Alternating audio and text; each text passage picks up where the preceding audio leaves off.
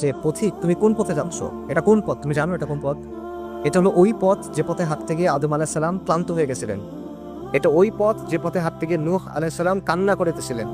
এটা ওই পথ যে পথে হাঁটতে গিয়ে ইব্রাহিমকে আগুনে ছুঁড়ে ফেলা হয়েছিল। এটা ওই পথ যেখানে হাঁটতে গিয়ে ইসমাইলকে শোয়ানো হয়েছিল জবেহ করার জন্য। এটা ওই পথ যেটার জন্য সস্তা দামে বিক্রি করে দেওয়া হয়েছিল ইউসুফ আলাইহিস সালামকে, কারাগারে থাকতে হয়েছিল তাকে কয়েক বছর। এটা ওই পথ যেখানে হাঁটার জন্য জাকারিয়াকে করাত দিয়ে দ্বিখণ্ডিত করা হয়েছিল। এটা ওই পথ যেখানে যাওয়ার জন্য জবেহ করা হয়েছিল সাইয়েদিনা ইয়াহইয়াকে। এটা ওই পথ যেখানে আইয়ুব আলাইহিস সালাম রোগে ভুগছিলেন। এটা ওই পথ যেখানে দাউদ আলাইহিস সালাম তার কান্না সব সীমা অতিক্রম করে চলে গেছিল। এটা ওই পথ যেখানে হাঁটতে গিয়ে ঈসা আলাইহিস সালাম নিঃসঙ্গ জীবনযাপন করতে হয়েছে। এবং এটা ওই পথ যেখানে জন্য রাসূলুল্লাহ সাল্লাল্লাহু আলাইহি ওয়াসাল্লামকে অসংখ্য কষ্ট সহ্য করতে হয়েছে। এটা ওই পথ।